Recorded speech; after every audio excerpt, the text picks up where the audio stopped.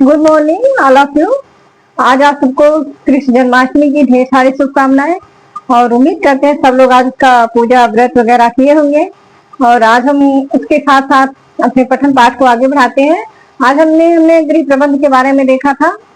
तो उसमें हमने देखा था घर और मकान के अंतर देखा था। उसके बाद हमने कुछ उसके प्रबंधन के बारे में भी देखा था। आज हम देखेंगे कुछ परिभाषा। क्या देखेंगे? परिभाषा। ठीक, परिभाषा जैसे देखिए वो पी देवदास को देख लीजिए। पी देवदास पी देवदास ने प्रबंधन को बांध से तुलना किया। किससे किया है? बांध से। इन्होंने कहा है बांध का मतलब हम पहले आपको एक्सप्लेन करते हैं। बांध का मतलब क्या होता है? बांध से तात्पर्य ये होता है कि जिस तरह पानी के बहाव को रोकने के लिए बांध का इस्तेमाल करते हैं, उसी तरह से मैनेजमेंट करने के लिए हमें उसी तरह से सबको एक बांध में लेके चलना होगा। स्टेप बाय स्टेप अपने कार्य को करना होगा, तभी हमारा मैनेजमेंट अच्छा होता है। इसीलिए पी देवदास ने मैनेजमेंट की तुलना किससे की है? बांध से की है। ठीक है, आगे हम देखते हैं एक और है कोटजीन।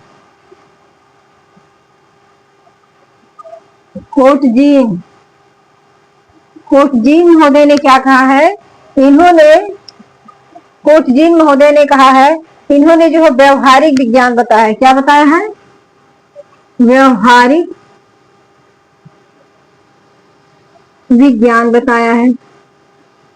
अब व्यवहारिक विज्ञान कैसे कहा? इन्होंने कहा कि ये जो गृह प्रबंध है, मैनेजमेंट है, यह एक बांध के समान है। और इन्होंने कोटजीन ने कहा यह व्यवहारिक विज्ञान है। इसमें हम व्यवहार के माध्यम से जितना हम व्यवहार करके जो है प्यार से उसे समझा लेंगे, उतना ही हमारा जो है कार्य आगे बढ़ेगा। यह देखिए सन 2021 में आया भी था।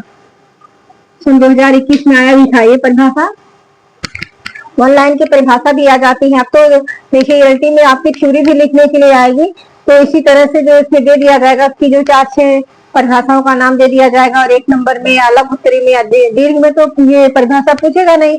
दीर्घ में आपका विस्तृत से क्वेश्चन रहता है, जैसे कि होम मैनेजमेंट के बारे में आप लिखिए, उसकी जो है या फिर दे देगा मानवीय अमानवीय साधन किसे कहते हैं, इसको सविस्तार वर्णन कीजिए। तो आप उसको जो है परिभाषा के साथ अच्छी तरह से उसको एक्सप्लेन करेंगे। ठीक है, इसमें हम इतना ही देखते हैं। उसके आगे देखिए है एक और परिभाषा आती है इरिन ओपनहीम। इन्होंने संस्कृत की जड़ कहा है। इरिन ओपनहीम इन्होंने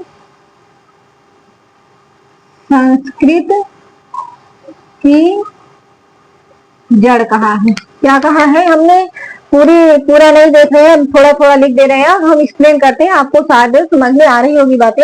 इरिन ओपनहीम ने कहा कि संस्कृत का जड़ का कैसे तात्पर्य है, यानी हमारी जो परंपराएं चली आ रही, जैसे हमने आपने देखा घर और मकान में अंतर देखा, तो घर हमारा जो था उसमें भावनाएं हमारी थी, और जो मकान हमारा था उसमें हमारी कोई भावनाएं नहीं थी। उसमें तो सिर्फ अपनी आवश्यकताओं की पूर्ति हो रही थी और एक ही परिवार रहता था। उसी तरह से जो है ये संस्कृत हमारा जो कल्चर है, कल्चर यानी कि हम होली, दीपावली, दशहरा और ये तीज त्योहार मनाते हैं, इन सबको लेकर चलते हुए ही जो गृह प्रबंधन का जो है मैनेजमेंट पूरा किया जा सकता है। बात समझ में आ रही है?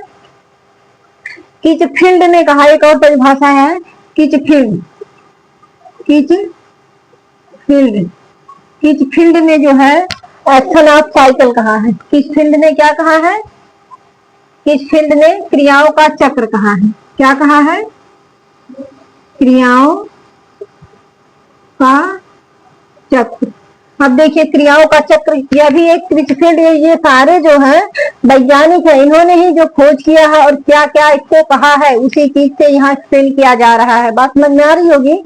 देखिए क्रियाओं का चक्र का तात्पर्य है कि जो भी हम कार्य कर रहे हैं उसको एक चक्र में करना होगा। ठीक है, जैसे देखिए एक चक्र होता है ना, क्रियाओं का एक चक्र हो गया, उसी तरह से जो है हम एक चक्र के माध्यम से ही हम इसको स्टेप बाय स्टेप कहा जा सकता है। ठीक है, और देखिए ग्राफ और कैंडल ने मानसिक प्रक्रिया कहा है। क्या कहा है?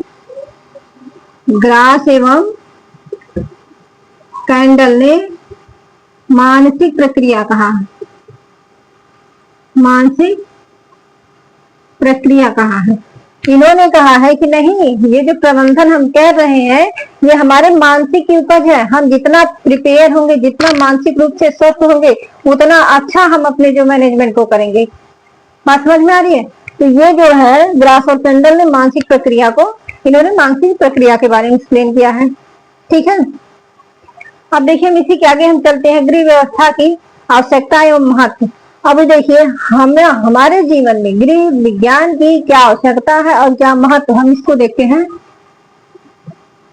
आवश्यकता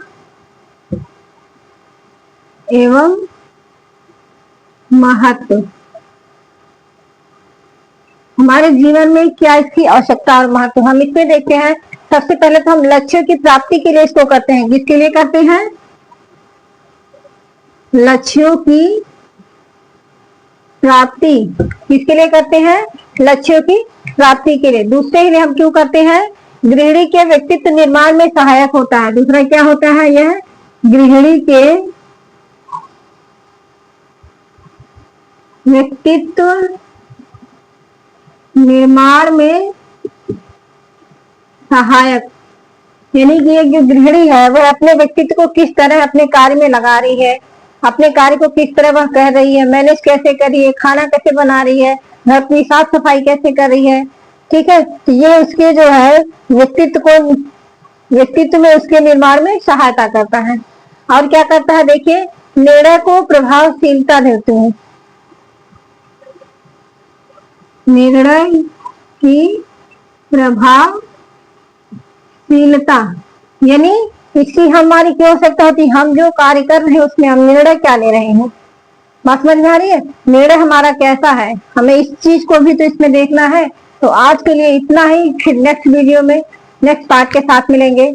और आपको जो समझ में ना आए उसे आप कमेंट बॉक्स में जरूर लिखिएगा। Thank you.